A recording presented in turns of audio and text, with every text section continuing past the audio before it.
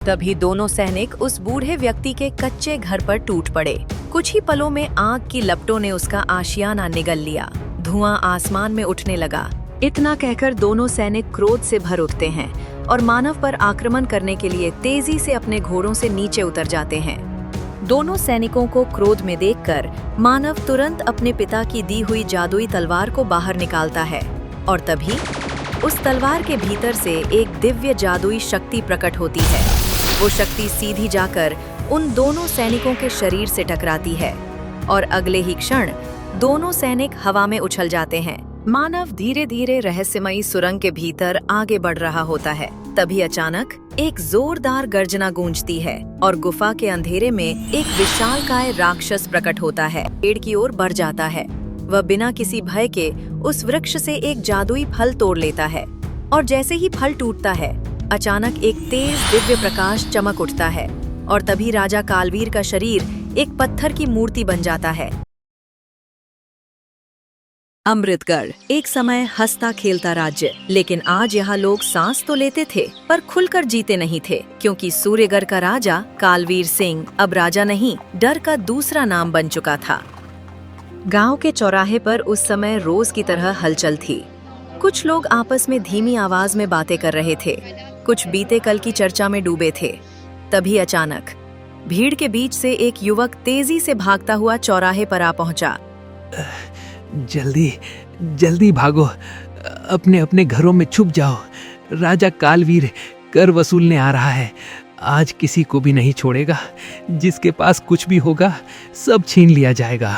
कुछ ही देर बाद राजा कालवीर सिंह गांव के चौराहे पर आ पहुंचा। उसके पहुंचने से पहले ही भय के मारे सारे गांव वाले अपने अपने घरों की ओर भाग गए। पूरा चौराहा सूना हो गया। बस एक बूढ़ा व्यक्ति बिना डरे चौराहे में खड़ा था। अरे ओ बूढ़े चाचा, बाकी सारे गांव वाले कहाँ चले गए? जाकर सबको बाहर बुला ला। कह दे कि राजा कालवीर सिंह खुद कर लेने आया है। आज कोई बहाना नहीं चलेगा, हर घर से कर निकलेगा। महाराज, ये उचित नहीं है। आप हम गरीबों से इतना अधिक कर वसूल लेते हैं कि हमारे पास जीने भर को भी कुछ नहीं बचता। गांव के बच्चे भूख से बिलखते हैं, बुजुर्ग कमजोरी से टूटते जा रहे हैं। आपके इस अत्यधिक कर के अत्याचार से पूरा गांव त्रस्त हो चुका है। यदि यही चलता रहा महाराज, तो हम सब धीरे धीरे मर जाएंगे। मरे या जिए मुझे कोई फर्क नहीं पड़ता। भूख से तड़पे या दम तोड़ दे, मुझे सिर्फ मेरा कर चाहिए। जाकर सारे गांव वालों से कह दो, अगर अभी इस चौराहे पर नहीं आए तो उनका सब कुछ छीन लिया जाएगा। जो विरोध करेगा उसे दंड मिलेगा और जो भागेगा उसे भी नहीं बख्शा जाएगा। महाराज, जरा सोचिए, ऐसे तो ये बिल्कुल नहीं चल सकता। आप हम पर हद से ज्यादा अत्याचार कर रहे हैं। हम मेहनत करके जो थोड़ा बहुत उगाते हैं वो सब कर में चला जाता है। बताइए महाराज, अगर आप हमसे इतना कर ले लेंगे तो हम जिएंगे कैसे? बच्चों के पेट में अन्न नहीं, बुजुर्गों के पास दवा तक नहीं। क्या प्रजा को यूं ही तड़पता छोड़ देना ही राजधर्म कहलाता है? राजा कालवीर सिंह के सामने आज तक किसी ने जुबान लड़ाने की हिम्मत नहीं की, और तू मुझे राजधर्म सिखाने चला है। लगता है तू भूल गया है कि मैं कौन हूँ। सैनिकों, इस बूढ़े का घर अभी के अभी जला दो, इसे बेघर कर दो, ताकि पूरे गांव को पता चल जाए जो राजा के आदेश के खिलाफ बोलेगा उसका यही अंजाम होगा। ये कितना भी रोए, कितना भी गिड़गिड़ाए, तुम एक पल के लिए भी मत रुकना। आज दया नहीं, आज सिर्फ डर फैलेगा। इतना कहकर राजा कालवीर सिंह घमंड से भरा हुआ वहां से चला गया। तभी दोनों सैनिक उस बूढ़े व्यक्ति के कच्चे घर पर टूट पड़े। कुछ ही पलों में आग की लपटों ने उसका आशियाना निगल लिया। धुआं आसमान में उठने लगा और उसके साथ जल गया उस बूढ़े का पूरा संसार। वो बूढ़ा व्यक्ति बस आंखों में आंसू लिए खड़ा देखता रह गया। न आवाज निकल पाई, न कदम हिल पाए। सब कुछ उसकी आंखों के सामने जल रहा था और वो कुछ भी नहीं कर सका। दरबार में राजा कालवीर सिंह अपने सिंहासन पर बैठा था। सोने से सजा दरबार चमक रहा था, लेकिन हवा में भय तैर रहा था। तभी राजा ने अचानक कड़क और गूंजती हुई आवाज में बोला, पंडित जी, मुझे कुछ समझ नहीं आ रहा। मेरे पास इतना सारा सोना है, फिर भी मेरा मन नहीं भरता। राजमहल सोने से भरा है, खजाने झलक रहे हैं, लेकिन फिर भी दिल में एक खालीपन है। मुझे और चाहिए, मुझे सब कुछ सोने का ही चाहिए। मेरे कपड़े, मेरे बर्तन, मेरे महल की दीवारें, सब कुछ। पंडित जी, कोई ऐसी युक्ति बताइए, कोई ऐसा उपाय जिससे मेरे पास जो भी आए वो सोने में बदल जाए। मैं ऐसा राज्य चाहता हूँ जहाँ हर चीज सोने की चमके और उस सोने पर सिर्फ मेरा अधिकार हो। महाराज, यदि आपको असीम सोना चाहिए, यदि आप चाहते हैं कि हर वस्तु सोने में बदल जाए, तो आपको काले पहाड़ के नीचे छुपी एक रहस्यमय गुफा के बारे में जानना चाहिए। कहा जाता है कि उस सुरंग के अंतिम छोर पर एक सोने का जादुई पेड़ है। ऐसा पेड़ जो साधारण नहीं है। मान्यता है महाराज कि यदि कोई उस जादुई पेड़ का फल तोड़कर उससे मन की कोई इच्छा मांगे तो वो इच्छा पूरी हो जाती है। सोना, वैभव, शक्ति, जो भी चाहे वो सब उसी क्षण मिल जाता है। पर ध्यान रहे महाराज, उस चमत्कार तक पहुंचने के लिए आपको स्वयं उस रहस्यमयी गुफा में जाना होगा। वो ही मार्ग है जहां आपको सब कुछ मिल सकता है। अगर वो जादुई पेड़ सच है तो सिर्फ अमृतगढ़ ही नहीं, पूरी धरती मेरे कदमों के नीचे होगी। हर नगर, हर राज्य, हर सिंहासन मेरे नाम से कांपेगा। मेरे पास सोना ही सोना होगा, महल सोने के, हथियार सोने के, और मेरी शक्ति इस पूरे संसार से कहीं ज्यादा। मैं बनूंगा इस धरती का सबसे धनवान, सबसे निर्दयी और सबसे ताकतवर राजा। अब मुझे कोई नहीं रोक सकता। दूसरी ओर गांव से दूर घने जंगलों की छाया में एक टूटी सी झोपड़ी में मानव नाम का एक युवक अपनी मां लीला के साथ रहता था। मानव की आंखों में शांति कम और आग ज्यादा थी। इस आग की वजह था उसके पिता धर्मपाल की दर्दनाक मृत्यु। धर्मपाल एक ईमानदार और मेहनती किसान था, लेकिन राजा कालवीर की निर्दयता ने उसकी जिंदगी छीन ली। समय पर कर न दे पाने के कारण राजा कालवीर के सिपाहियों ने उसे बेरहमी से मार डाला। उस दिन से मानव का बचपन वहीं खत्म हो गया। उसकी मां लीला का हर आंसू, हर आह मानव के दिल में नफरत बनकर बस गई। मानव जानता था कि न्याय उसे कभी नहीं मिलेगा, इसलिए उसने बदले को ही अपना रास्ता बना लिया। उसका एक ही सपना था, राजा कालवीर को उसके अत्याचारों की सजा देना और अमृतगढ़ का राजा बनकर गरीबों को न्याय दिलाना। यही सपना मानव को हर दिन मजबूत बनाता था, और यही सपना आने वाले तूफान की शुरुआत था। बेटा, राजा कालवीर का आतंक दिन ब दिन बढ़ता ही जा रहा है। उसके जुल्मों से पूरा राज्य करा रहा है। हर गली, हर गांव में लोग डर के साए में जी रहे हैं। तेरे पिता ने कभी अन्याय के आगे सिर नहीं झुकाया था, और उसी सच्चाई की कीमत उन्हें अपनी जान देकर चुकानी पड़ी। आज वही खून तेरी रगों में बह रहा है। अब ये लड़ाई सिर्फ बदले की नहीं रही, ये लड़ाई उन मासूम गांव वालों की है जो हर रोज राजा कालवीर के अत्याचार सह रहे हैं। बेटा, अब तुझे ही आगे बढ़ना होगा। तुझे अपने पिता के बलिदान का बदला लेना होगा और इस धरती को उस दुष्ट राजा कालवीर के आतंक से मुक्त कराना होगा। याद रखना, जब तक अमृतगढ़ की गद्दी पर अन्याय बैठा रहेगा, तब तक इस राज्य में शांति नहीं आ सकती। इसीलिए बेटा, तुझे अमृतगढ़ का राजा बनना ही होगा, न लालच के लिए, न सत्ता के लिए, बल्कि न्याय, सच्चाई और उन बेबस लोगों की रक्षा के लिए। माँ, आप चिंता मत कीजिए। आपके आंसुओं की कसम, मैं अपने पिता की मृत्यु का बदला लेकर रहूंगा। राजा कालवीर ने जो अन्याय किया है, उसका हिसाब उसे चुकाना ही होगा। मैं उससे डरने वाला नहीं हूँ, क्योंकि मेरे इरादे सच्चे हैं और मेरा लक्ष्य साफ है। मैं राजा कालवीर को हराकर अमृतगढ़ की गद्दी अपने नाम करूंगा। मैं वादा करता हूँ माँ, जब मैं अमृतगढ़ का राजा बनूंगा तो कोई भी अमृतगढ़ में डर और अत्याचार के साये में नहीं जिएगा। और वैसे भी माँ, पिताजी का आशीर्वाद आज भी मेरे साथ है। उनकी दी हुई ये जादुई तलवार सिर्फ एक हथियार नहीं है, यही मेरी सबसे बड़ी ताकत है और यही मेरी सबसे बड़ी ढाल है। मानव के पास उसके पिता की दी हुई एक जादुई तलवार थी, एक ऐसी तलवार जिसमें पीढ़ियों की शक्ति और आशीर्वाद समाया हुआ था। कहा जाता था कि जब तक वो तलवार मानव के हाथों में रहेगी तब तक कोई भी शक्ति उसे पराजित नहीं कर सकेगी। कुछ समय बाद मानव मन को शांत करने के लिए टहलने निकलता है और धीरे धीरे घने जंगल के भीतर चला जाता है। चारों ओर ऊंचे ऊंचे पेड़, सन्नाटा और पत्तों की सरसराहट थी। मानव बिना किसी डर के आगे बढ़ रहा था। तभी अचानक वातावरण बदलने लगा। मानव अभी जंगल के भीतर टहल ही रहा था कि अचानक उसके सामने एक साधु प्रकट होते हैं। उन्हें इस वीरान जंगल में देखकर मानव एक पल के लिए ठिठक जाता है। अरे साधु महाराज, आप यहाँ अचानक? इस वीरान जंगल में आपका आना कोई साधारण बात नहीं लगती। मानव, मैं यहाँ किसी साधारण कारण से नहीं आया हूँ। मैं तुम्हें न्याय दिलाने आया हूँ, तुम्हारे पिता की मृत्यु का और उस अन्याय का जो राजा कालवीर ने किया है। बताओ, क्या तुम उसका बदला लेना चाहते हो? क्या तुम साहस के साथ खड़े होकर अमृतगढ़ के राजा बनना चाहते हो? हाँ साधु महाराज, मैं अमृतगढ़ का राजा तो बनना चाहता हूँ, पर राजा कालवीर को हराना आसान नहीं है।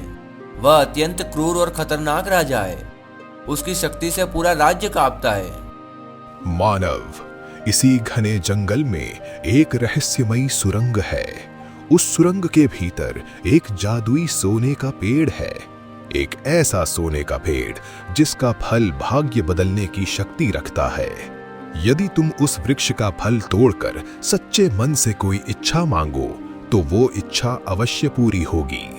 लेकिन याद रखना मानव, उस रहस्यमयी सुरंग का द्वार बंद है।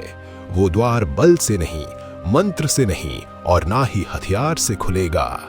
वो द्वार केवल तभी खुलेगा जब तुम उसके सामने बैठकर अपने शुद्ध हृदय, सच्ची नीयत और निस्वार्थ मन से उसके खुलने की प्रार्थना करोगे। अगर तुम्हारा मन सच्चा हुआ तो पत्थर भी द्वार बन जाएगा और अंधकार भी रास्ता दे देगा। धीरे धीरे मानव की कहानी राजा कालवीर के दरबार तक पहुंच चुकी थी और साथ ही पहुंचा था एक आने वाले तूफान का संकेत। महाराज, गुप्त सूत्रों से यह जानकारी मिली है कि जंगल में मानव नाम का एक युवक छिपा हुआ है जो अपने पिता की मृत्यु का बदला आपसे लेना चाहता है। उसके हृदय में प्रतिशोध की आग जल रही है और उसकी आंखों में केवल एक ही लक्ष्य है, राजा कालवीर का अंत। इतना ही नहीं महाराज, उसे उस रहस्यमयी सुरंग का भी पता चल चुका है। वही सुरंग जिसके भीतर वो जादुई स्वर्ण वृक्ष स्थित है, जिसका फल भाग्य बदलने की शक्ति रखता है। अगर वो उस वृक्ष तक पहुंच गया तो उसकी शक्ति साधारण मानव की नहीं रहेगी। वो केवल बदला लेने वाला पुत्र नहीं रहेगा, वो आपके सिंहासन के लिए संकट बन जाएगा महाराज। मंत्री जी, आज तक इस धरती पर ऐसा कोई व्यक्ति पैदा नहीं हुआ जो राजा कालवीर का अंत कर सके। और ये नया युवक मानव, ये मेरा अंत करेगा, ये मेरा सिंहासन हिला देगा। जब तक वो उस जादुई सोने के पेड़ तक पहुंचे, उससे पहले ही उसका नामो निशान मिटा दिया जाएगा। मैं नहीं चाहता कि वो उस रहस्यमयी सुरंग की चौखट तक भी पहुंचे। मंत्री जी, तुरंत सैनिकों को भेजो उस जंगल में। और याद रखना, मुझे उसका शरीर नहीं, उसका अस्तित्व समाप्त चाहिए। राजा कालवीर का आदेश है, मानव का खात्मा होना ही चाहिए। राजा कालवीर के आदेश का पालन करते हुए 2 सशस्त्र सैनिक मानव को पकड़ने के लिए घने जंगल की ओर रवाना हो जाते हैं। उधर दूसरी ओर मानव अपने पिता की दी हुई जादुई तलवार को साथ लिए दृढ़ निश्चय और अटूट साहस के साथ उस रहस्यमयी सुरंग की ओर बढ़ रहा था। और तभी मानव उस रहस्यमयी सुरंग के द्वार तक पहुंच जाता है, जहां अंधकार के भीतर भाग्य उसका इंतजार कर रहा था। लेकिन तभी अचानक अंधेरे जंगल को चीरते हुए राजा कालवीर के दोनों सैनिक मानव को पकड़ने के लिए वहां आ पहुंचते हैं। वहीं रुक जा मानव, उस रहस्यमय सुरंग की ओर एक भी कदम और मत बढ़ाना, वरना जो होगा वो तेरे लिए अच्छा नहीं होगा।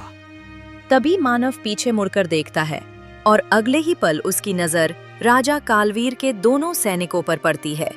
तभी मानव गुस्से में कहता है, अरे तुम होते कौन हो और किस हक से मुझे उस सुरंग के भीतर जाने से रोक रहे हो? हम राजा कालवीर के सैनिक हैं और स्वयं महाराज का आदेश लेकर आए हैं। मानव, आज इस वन भूमि पर तेरा अध्याय समाप्त होना तय है। आज इस वन भूमि पर तेरा मार्ग समाप्त होना तय है, क्योंकि राजा कालवीर के आदेश से कोई भी नहीं बच पाया है और कोई बच पाएगा भी नहीं। इतना कहकर दोनों सैनिक क्रोध से भर उठते हैं और मानव पर आक्रमण करने के लिए तेजी से अपने घोड़ों से नीचे उतर जाते हैं। दोनों सैनिकों को क्रोध में देखकर मानव तुरंत अपने पिता की दी हुई जादुई तलवार को बाहर निकालता है और तभी उस तलवार के भीतर से एक दिव्य जादुई शक्ति प्रकट होती है। वो शक्ति सीधी जाकर उन दोनों सैनिकों के शरीर से टकराती है और अगले ही क्षण दोनों सैनिक हवा में उछल जाते हैं। कुछ ही पलों में वे दोनों वहीं से अदृश्य हो जाते हैं और जंगल में फिर से सन्नाटा छा जाता है। ये सब कुछ राजा कालवीर एक विशाल पड़े पत्थर के पीछे छिपकर देख रहा था। अब उसे भली भांति समझ आ चुका था कि मानव की वह जादुई तलवार साधारण हथियार नहीं है, वह एक अपार शक्ति का स्रोत है। राजा कालवीर जान चुका था कि जब तक वह तलवार मानव के पास है तब तक उसे सीधे युद्ध में हराना असंभव है। राजा कालवीर पत्थर के पीछे से मानव की हर हरकत पर नजर रखे हुए था, सही समय का इंतजार करते हुए। तभी मानव उस रहस्यमयी सुरंग के द्वार के पास पहुंचता है। द्वार बंद था। मानव शांत होकर और बिना किसी लोभ, बिना किसी स्वार्थ, अपने हृदय की गहराइयों से सच्चे मन से प्रार्थना करता है, केवल न्याय के लिए, केवल सत्य के लिए। और तभी एक दिव्य प्रकाश के साथ उस रहस्यमयी सुरंग का द्वार खुल जाता है और तभी मानव उस रहस्यमयी सुरंग के भीतर प्रवेश कर जाता है। और तभी राजा कालवीर चुपचाप मानव के पीछे पीछे उस रहस्यमयी सुरंग के भीतर प्रवेश कर जाता है। मानव धीरे धीरे रहस्यमयी सुरंग के भीतर आगे बढ़ रहा होता है। तभी अचानक एक जोरदार गर्जना गूंजती है और गुफा के अंधेरे में एक विशालकाय राक्षस प्रकट होता है। उस भयानक राक्षस को अचानक अपने सामने देखकर मानव सन्न रह जाता है और तभी वो भयानक राक्षस क्रोध से गरजता हुआ बोलता है, कौन है तू इंसान? मेरी रहस्यमय गुफा में कदम रखने की हिम्मत कैसे की? ये जगह मौत का दरवाजा है। यहाँ जो आता है वो जिंदा वापस नहीं जाता। तू नहीं जानता तू किसकी जमीन पर खड़ा है। मैं हूँ इस अंधकार का राजा, इस सुरंग का स्वामी और इस रहस्य का रक्षक। आज तेरी सांसें यहीं इसी अंधेरे में हमेशा के लिए थम जाएंगी। तभी वो भयानक राक्षस क्रोध से पूरी तरह पागल हो उठता है। वो राक्षस जोरदार दहाड़ के साथ अपने मुंह से भयानक आग की लपटें उगल देता है। आग की तेज लहरें हवा को चीरती हुई सीधे मानव की तरफ बढ़ती हैं। लेकिन जैसे ही आग की लपटें मानव के पास पहुंचती हैं, तभी आग की भयानक लहरें अपने आप बुझ जाती हैं, क्योंकि मानव के हाथ में थी उसके पिता की दी हुई जादुई तलवार। वो तलवार इतनी शक्तिशाली थी कि वो आग की लपटें मानव का कुछ नहीं बिगाड़ पाती। मानव क्रोध से भरकर अपनी जादुई तलवार उठाता है और पूरी शक्ति के साथ राक्षस की आंख पर अपनी जादुई तलवार की शक्ति से प्रहार करता है। एक तेज दिव्य चमक फैलती है और पल भर में ही राक्षस भस्म हो जाता है और उसी जगह जादुई सोने का पेड़ प्रकट हो जाता है। जादुई वृक्ष को देखते ही मानव की आंखों में उम्मीद की चमक भर गई। उसका हृदय आनंद से भर उठा। उसे लगा जैसे उसके सारे सपने अब सच होने ही वाले हैं। लेकिन उसी क्षण है वहाँ राजा कालवीर आ जाता है और जादुई पेड़ को देखकर कहता है, आखिरकार मानव, तू मुझे उसी जगह ले आया जहां से मेरा साम्राज्य जन्म लेगा। अब मेरा सपना पूरा होगा। अब मेरे पास होगा बहुत सारा खजाना, सोने चांदी और दुनिया की सारी दौलत मेरे कदमों में होगी। मैं बनूंगा इस संसार का सबसे शक्तिशाली, सबसे धनी और सबसे महान राजा। रुक जाओ राजा कालवीर, लालच कभी किसी का भला नहीं करता। यह जादुई सोने का पेड़ तुमने नहीं, मैंने पहले खोजा है, अपने विश्वास और साहस के साथ। इसलिए इस पर पहला अधिकार मेरा है। मानव के बार बार रोकने के बावजूद राजा कालवीर लालच में अंधा होकर उस जादुई सोने के पेड़ की ओर बढ़ जाता है। वह बिना किसी भय के उस वृक्ष से एक जादुई फल तोड़ लेता है और जैसे ही फल टूटता है, अचानक एक तेज दिव्य प्रकाश चमक उठता है और तभी राजा कालवीर का शरीर एक पत्थर की मूर्ति बन जाता है।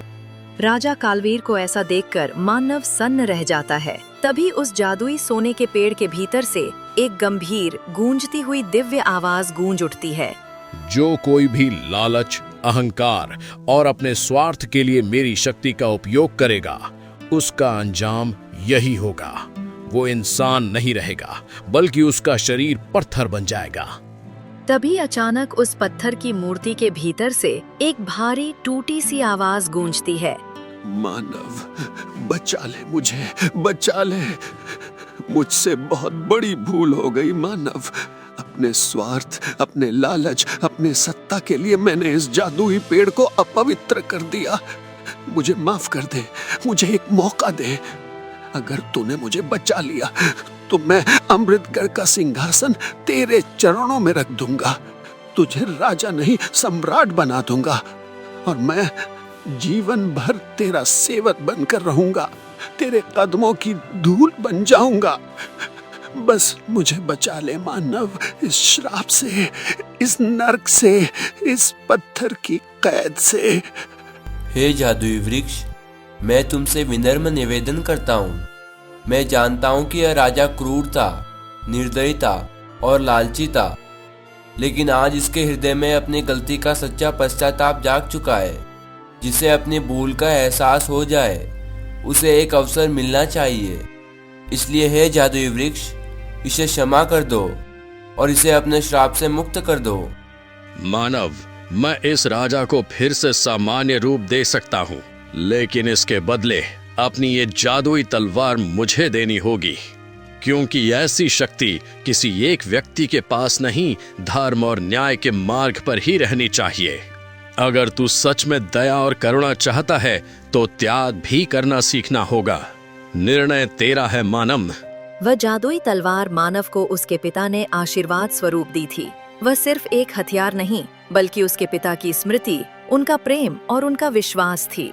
वह तलवार मानव के हृदय के सबसे निकट थी, लेकिन फिर भी मानव एक क्षण भी नहीं हिचकिचाया। राजा कालवीर के जीवन के लिए मानव ने वह जादुई तलवार जादुई वृक्ष को समर्पित कर दी। जैसे ही तलवार समर्पित की गई, जादुई वृक्ष के भीतर से एक दिव्य प्रकाश फूट पड़ा। कुछ ही पलों में वो श्राप टूट गया। राजा कालवीर का शरीर फिर से साधारण मानव रूप में परिवर्तित हो गया। मानव, मुझे क्षमा कर दो। लालच और अहंकार में अंधा होकर मैंने तुम्हारे पिता के प्राण छीन लिए। ये मेरे जीवन का सबसे बड़ा पाप है। मुझसे बहुत बड़ी भूल हो गई मानव, एक ऐसी भूल जिसका प्रायश्चित शायद पूरे जीवन में भी पूरा न हो सके।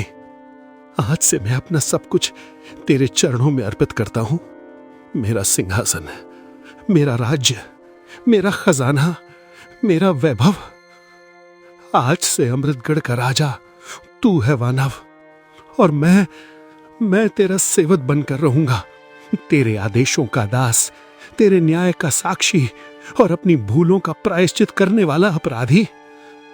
और यदि आज भी तेरे हृदय में मेरे लिए घृणा शेष है, यदि तेरे भीतर अब भी अपने पिता के लिए न्याय की आग जल रही है, तो मेरा यही वध कर दे और अपने पिता का बदला पूरा कर ले। मुझे मृत्यु स्वीकार है, पर अधूरी क्षमा नहीं। मैं तुम्हारे प्राण नहीं लूंगा राजा कालवीर, क्योंकि आज तुम्हें अपनी गलती का सच्चा एहसास हो चुका है। तुमने मेरे राजा बनने का सपना पूरा कर दिया। अब मेरा कर्तव्य है कि मैं इस राज्य को धर्म, करुणा और न्याय के मार्ग पर चलाऊं। तुम्हारी सजा मृत्यु नहीं, बल्कि जीवन भर का प्रायश्चित होगी। उस दिन के बाद से मानव अमृतगढ़ का राजा बन गया और पूरा अमृतगढ़ इस निर्णय से प्रसन्न था। क्योंकि उन्हें एक राजा नहीं बल्कि एक न्यायप्रिय, करुणामय और धर्मपरायण शासक मिला था।